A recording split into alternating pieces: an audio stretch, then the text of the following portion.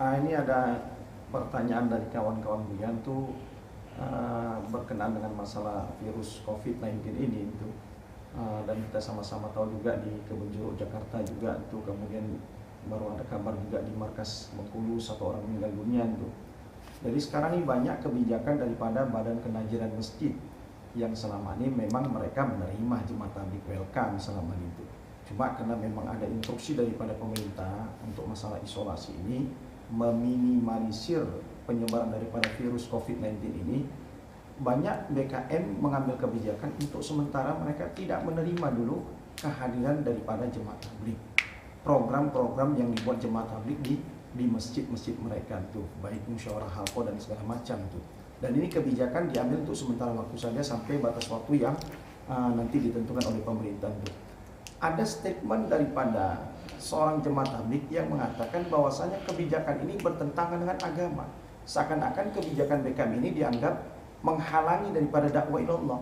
Ini mohon penjelasan pencerahan daripada Buya, macam mana untuk menyikapi masalah yang seperti ini. Apakah kebijakan yang diambil BKM untuk menolak sementara waktu program-program yang dibuat oleh jemaah tabligh daripada luar, apakah ini keputusan yang menyalahi syariat agama dan bisa dikatakan sebagai orang yang menghalangi dakwah ilallah?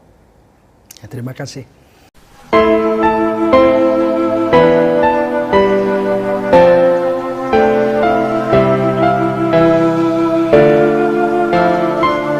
Assalamualaikum warahmatullahi wabarakatuh. Kaum muslimin muslimat dimanapun Anda berada, mari kita bantu dan sokong perjuangan dakwah, pendidikan, dan santunan duafa kaum yang lemah dan orang-orang miskin yang dikelola oleh Yayasan Barokah Sumatera Utara melalui rekening Bank Syariah Mandiri nomor rekening 76262627777.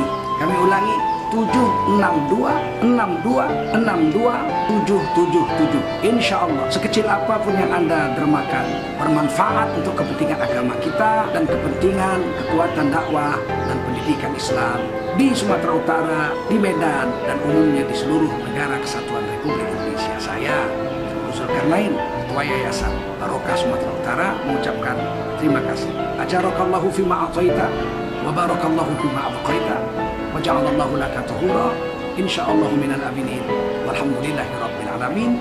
Wassalamualaikum warahmatullahi wabarakatuh.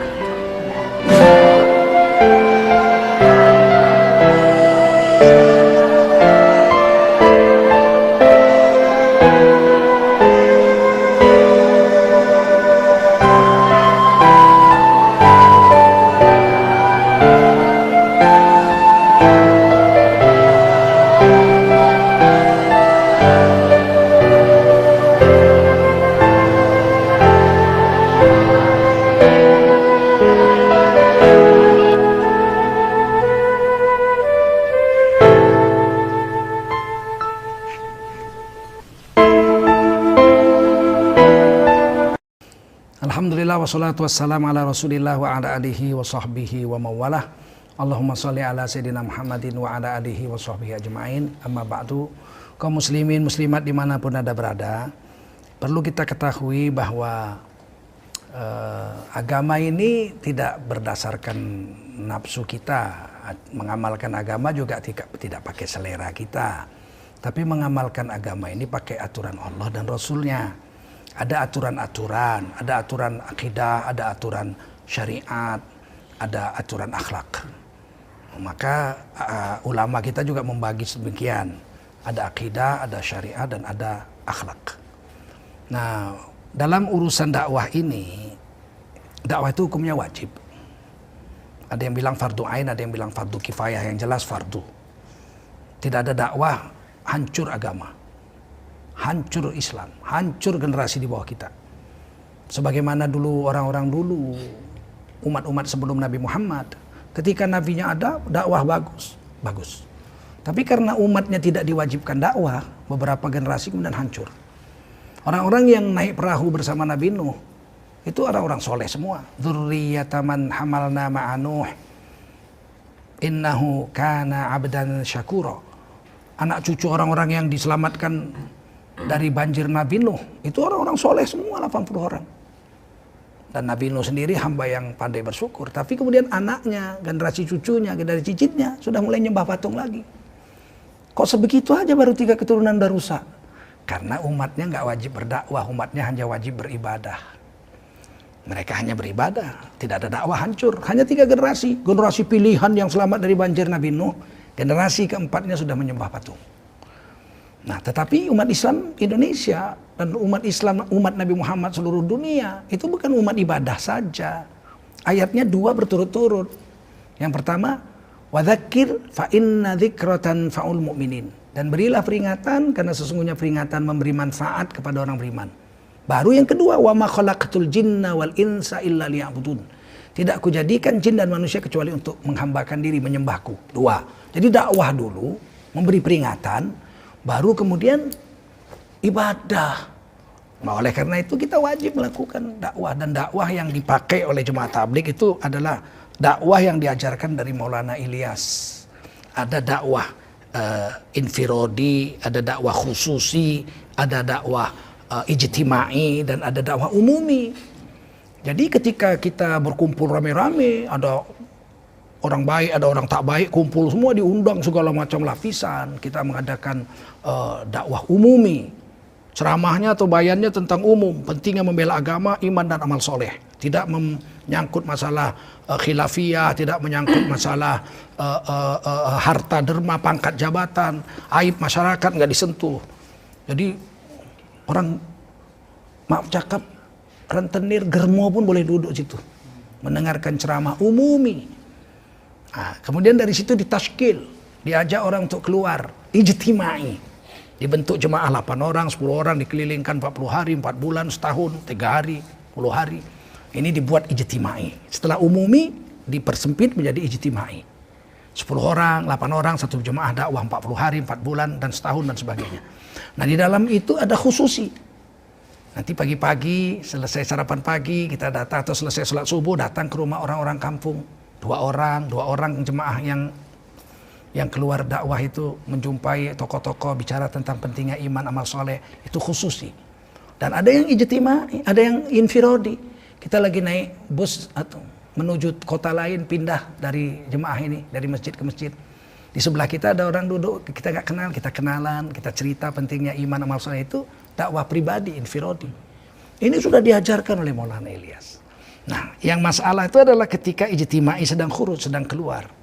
Ada amalan memakmurkan masjid, ada amalan musyawarah, ada taklim 2,5 sampai 3 jam, kemudian ada sholat berjemaah, kemudian ada bayan, pikir iman dan amal soleh, segala macam itu dijalankan di masjid-masjid. Banyak masjid sudah menerima. Beda ketika kami dulu awal-awal sekali ikut Jemaah Tabligh di tahun 1988, itu hampir semua masjid menolak, mengusir. Kita diusir tengah malam juga pernah, dia tangkap polisi, dibawa kantor polisi, di penjara juga pernah. Tetapi sekarang agama sudah luas, orang sudah banyak mengerti. Majelis Ulama Indonesia juga sudah membantu, tidak mengeluarkan fatwa sesat kepada Jemaah Tabligh. Ini sungguh bantuan luar biasa.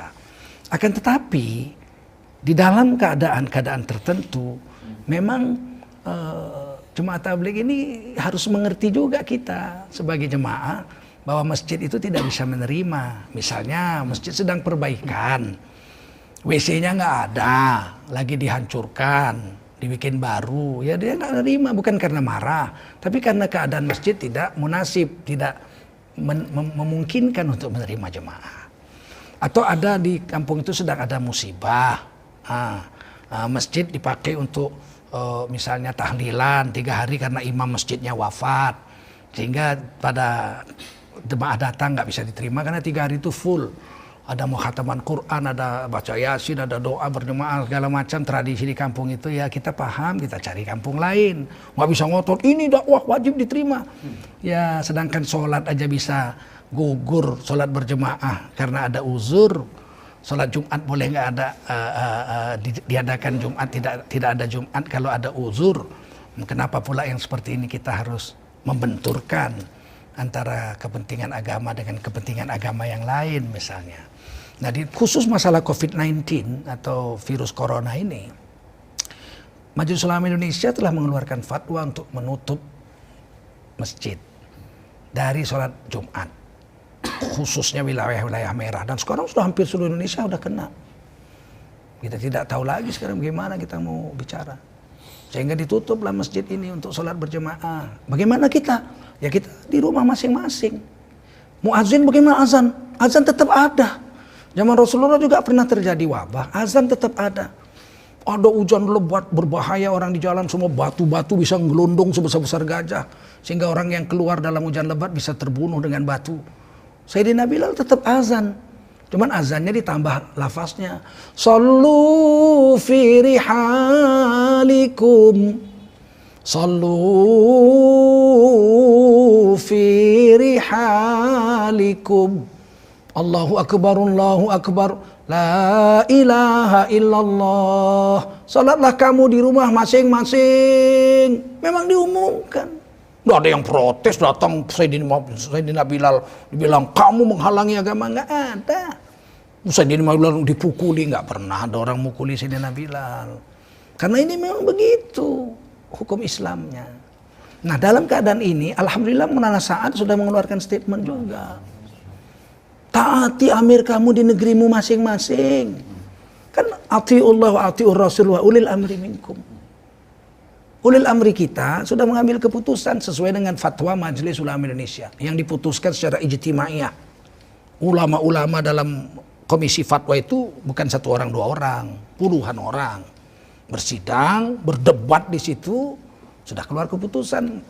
Pemerintah menjalankannya. Terus kita mau taat sama siapa? Pemerintah yang mentaati ulama nggak kita taati siapa? Gairah. Gairah itu tanpa ilmu ditolak. Allah. Jadi ilmu tanpa gairah juga lemah. Jadi kita harus bergairah tapi dengan ilmu. Kalau tidak dengan ilmu amal kita nanti rusak. Oleh karena itu mari kita satukan hati, tenanglah. Tidak gara-gara dakwah kita ini tidak boleh datang ke masjid terus Islam dakwahnya mati. Itu kan ijtimaiyah yang nggak boleh. Umumiyah yang nggak boleh. Dakwah ceramah, tabligh akbar umumi, tidak boleh. Di masjid kumpul keluar 40 hari dari masjid ke masjid, ijtimai, tidak boleh. Tapi khususi dan infirodi boleh jalan terus. Anda tetap dakwah anak istri Anda, buat taklim di rumah. Anda tetap datang tetangga, ngobrol dengan jarak yang selamat. Sehingga dengan demikian agama ini tetap jalan. Wong dakwah itu ada 4 kok. Infirodi, khususi, ijtimai, umumi. Umumi nggak bisa, ada wabah. Ijtimai nggak bisa keluar dari masjid, ada wabah. Ya khususi, infirodi, amal ini ada. Dan ketika kita nggak keluar, ada amalan yang kita buat di intiqali kita, di tempat-tempat kita sendiri tinggal. Bukan berarti agama itu berhenti dakwah, enggak. Dakwah itu tidak mesti di masjid saja. Nabi sendiri waktu pindah ke Madinah kan masjid belum ada. Belum ada masjid. Nabi dakwah juga sampai Masjid Nabawi dibangun. Jadi oleh karena itu saya pesankan kepada semua jemaah tabligh dimanapun Anda berada. Ikuti pesan Maulana Sa'ad amir kita. Taati amir kamu, pemerintah kamu yang menjalankan fatwa selama ini. Dan jangan kita hinalah BKM, mereka pun susah payah juga untuk agama ini. Iya, mereka susah payah, mereka berhutang untuk bangun masjid. Kadang-kadang mereka jujur mengelola uang dituduh korupsi. Saya ini pengalaman ngurus agama ini. Udah kita nggak ngambil uang dari agama malah dituduh nyolong. Majelis Ulama aja difitnah, dibilang dapat harta sertifikat halal triliunan. Astagfirullah, kalau duit Majelis Ulama Indonesia triliunan dari sertifikat halal, kami sudah beli seluruh toko-toko, gedung-gedung sepanjang Jalan Tamrin, Jalan Sudirman, Jalan Rasuna Said, kami sewa-sewakan kaya raya 7 keturunan MUI. MUI, kantor aja masih numpang, belum punya kantor. Itu pun dipitnah. Apalagi DKM, janganlah kita ikut-ikutan memfitnah DKM yang mengurus agama ini. Mereka pun mati-matian bela agama juga dengan yang kita nggak bisa buat. Bagaimana coba? Tiba-tiba kita tuduh dia menghalangi dakwah. Mereka siang malam memikirkan masjid. Kita malah enggak ngurus masjid dia. Datang-datang masjidnya sudah bagus. Sudahlah kita tutup ini semua lembaran jelek ini. Satukan hati, satukan pikir. Sekecil apapun yang dibuat orang Islam tuh Allah lihat. Faman ya'mal mithqala dzarratin khairan yarah. Siapa berbuat satu kebaikan walau sebesar biji sawi, Allah lihat dan Allah bayar pahalanya. Taati munasaat, taati ulama-ulama kita Majelis Ulama, taati pemerintah kita yang menjalankan fatwa Majelis Ulama Indonesia. Mudah-mudahan kita sukses dunia akhirat. Saya Tengku Zulkarnain. Wassalamualaikum warahmatullahi wabarakatuh.